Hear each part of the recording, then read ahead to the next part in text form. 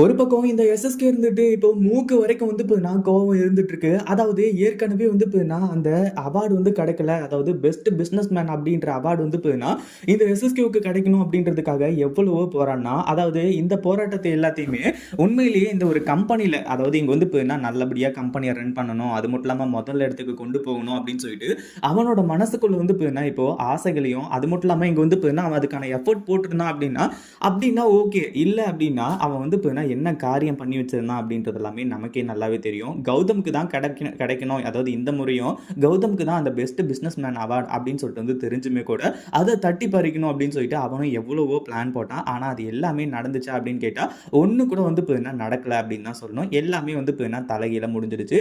ஒரு பக்கம் என்ன பண்றது ஏது பண்றது அப்படின்னு சொல்லிட்டு வந்து தெரியாம இந்த இடத்துல எஸ்எஸ்கே திருன்னு முழிச்சிட்டு இருக்க அந்த மாதிரி ஒரு டைம்ல இப்போ நம்ம கௌதம் இலக்கியா 2 பேர், அதாவது எல்லாருமே வந்து இப்போ இந்த ஃபங்க்ஷனுக்கு கிளம்பி போறாங்க.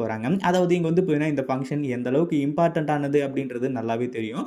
ஒரு பக்கம் இந்த பைரவி தான் வந்து இப்போ முதல் இடத்துல இருப்பாங்க. அதாவது தன்னோட கௌதம் வந்து இந்த இடத்துல ஏற்கனவே ஒவ்வொரு முறையும் வந்து அவார்ட் வாங்கும்போது பைரவி வந்து அந்த ஸ்டேஜ்ல இருக்கிறது வழக்கமா இருந்துட்டு இருக்கும். ஆனா இதுக்கப்புறம் அதெல்லாம் சாத்தியமா அப்படின்னு கேட்டா அது எல்லாமே வந்து சாத்தியம் அந்த அளவுக்கு கிடையாது அப்படின்னு தான் சொல்லணும். அது மட்டும் இல்லாம இப்போ ஒரு பக்கம் ஜானகி, இலக்கியா எல்லாருமே வந்து இந்த ஒரு ஃபங்ஷனுக்கு கிளம்பி போறாங்க. ஏன்னா இது எந்த அளவுக்கு இம்பார்ட்டன்ட் ஆனது அப்படின்றது நல்லாவே தெரியும். ஒரு பக்கம் ரேவதிக்கும் இந்த விஷயம் தெரிய வரும்போது இலக்கியா நானும் வந்து அந்த ஃபங்ஷனுக்கு வரேன் அப்படின்ற மாதிரி வந்து அவங்க ஒரு பக்கம் சொல்லிட்டு இருக்காங்க. அது மட்டும் இல்லாம அந்த ஒரு ஃபங்ஷன்ல நம்ம ரேவதி பண்ண போற விஷயம் தெரியாம இலக்கியா வந்துட்டு நம்ம ரேவதியை வந்து கூட்டிட்டு போக போறாங்க அப்படின்னு வந்து சொல்லலாம்.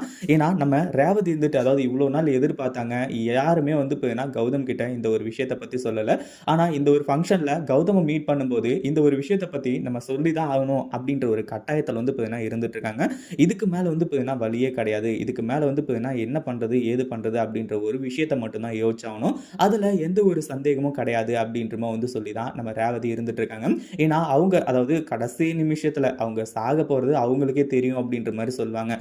அந்த ஒரு ஸ்டேஜுக்கு வந்து இப்போ ரேவதி தள்ளப்பட்டுட்டாங்க. அந்த ஒரு காரணத்தினால தான் வந்து இவ்வளவையும் ரேவதி வந்து பண்ணிட்டு இருக்காங்க. சாகத்துக்கு முன்னாடி கௌதம்க்கு தான் தான் வந்து உண்மையான அம்மா அப்படின்னு சொல்லிட்டு வந்து தெரியணும்னு சொல்லிட்டு, அதே மாதிரி வந்து இப்போ வந்து இங்க பல பிரச்சனைகள் நடந்து நம்ம கௌதமும் இலக்கியாவும், அதாவது கௌதமுக்கு கிடைச்சது தான் இந்த பெஸ்ட் பிசினஸ் மேன் என்ற அவார்டு. ஆனா அந்த அவார்டை வந்து டெடிகேட் பண்றது இந்த பைரவிக்கா இருக்கும் அப்படின்னு சொல்லிட்டு பைரவி ரொம்ப எதிர்பார்த்தாங்க. ஒரு பக்கம் வந்து நம்ம கௌதம் சொல்லக்கூடிய விஷயம் என்ன அப்படின்னு பாத்தீங்கன்னா, அதுக்கு காரணம் என்னோட ஜானுவும் அதே மாதிரி இலக்கியாவும் தான் அப்படின்ற மாதிரி சொல்லி இலக்கியா கையில் வந்து அந்த அவார்டு எல்லாத்தையுமே கொடுக்க ஆரம்பிச்சாங்க. உண்மையிலேயே எல்லாமே ரொம்பவே நல்ல விஷயம். ஒரு பக்கம் இலக்கியாவும் கௌதமும் ரொம்ப சந்தோஷமா இருந்துட்டு இருக்காங்க. இதை பத்தி நீங்க என்ன நினைக்கிறீங்க? இந்த அவார்ட் ஃபங்க்ஷன் நடந்து அதுல வந்து நம்ம ரேவதி உண்மையா சொன்னா எப்படி இருக்கும் அப்படின்றத கமெண்ட் பண்ணுங்க. இந்த வீடியோ பிடிச்சிருந்தா லைக் பண்ணுங்க, ஷேர் பண்ணுங்க. இப்பதான் நம்ம சேனலுக்கு ஃபர்ஸ்ட் டைம் வரீங்க அப்படின்னா கீழே இருக்க சப்ஸ்கிரைப் பட்டனை பிரஸ் பண்ணிக்கோங்க.